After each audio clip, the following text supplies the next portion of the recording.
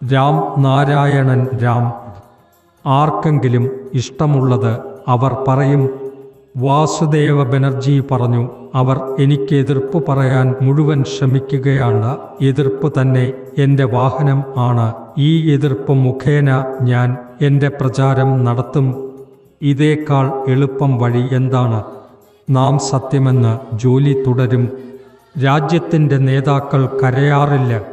മുൻ നേതാജി മാത്രമാണ് രാജ്യത്തിനായി കരയാൻ കഴിയുന്നത്. അവർ ഉണ്ടായിരുന്നു എങ്കിൽ രാജ്യത്തിൻ്റെ ഈ സ്ഥിതി ഉണ്ടാകില്ല. ഒരിക്കൽ ചിന്തിച്ചപ്പോൾ അവർ ഉണ്ടെന്ന് ഞാൻ ആഗ്രഹിക്കുന്നത് അവർ വരിക എന്നതാണ്. എനിക്ക് മേൽ നടക്കുന്ന കാര്യങ്ങൾ നോക്കുമ്പോൾ അവർ വന്നാൽ അതുപോലെയാണ് അവർക്കും ഉണ്ടാകുക. എല്ലാ തവണയും തുറന്നു പറയാൻ കഴിയില്ല. പിന്നീട് പറയാം.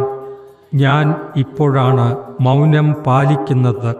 എൻ്റെ പിതാമഹന്മാർ മഹാപ്രഭു ചൈതന്യ വംശം ആണ്.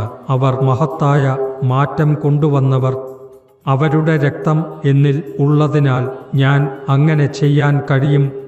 ഇത്രയും പ്രതീക്ഷിക്കുന്നു.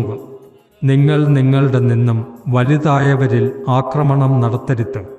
വിശ്വാസികൾക്ക് വിശ്വാസം വയ്ക്കുക, മൗനം പാലിക്കുക.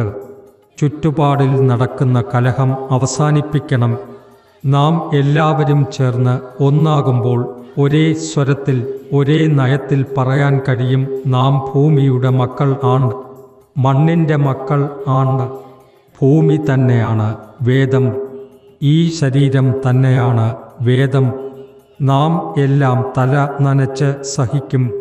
ചിലർ കരുതുന്നു ഞാൻ തന്നെ നേതാജിയെ ഇവിടെ കൊണ്ടുവരും എന്ന്. അവരുടെ ആലോചന ശരിയാണ്.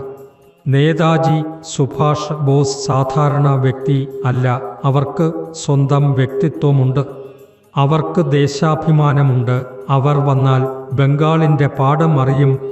ഹിന്ദുക്കളും മുസ്ലിങ്ങൾക്കിടയിലെ ഇന്ന് നടക്കുന്ന കാര്യങ്ങൾ ഇനി ഉണ്ടാകില്ല. ഇന്നത്തെ ഹിന്ദു മുസ്ലിങ്ങൾ പോലും തങ്ങളിലുമൊക്കെയാണ് വിശ്വാസം നഷ്ടപ്പെട്ടത്.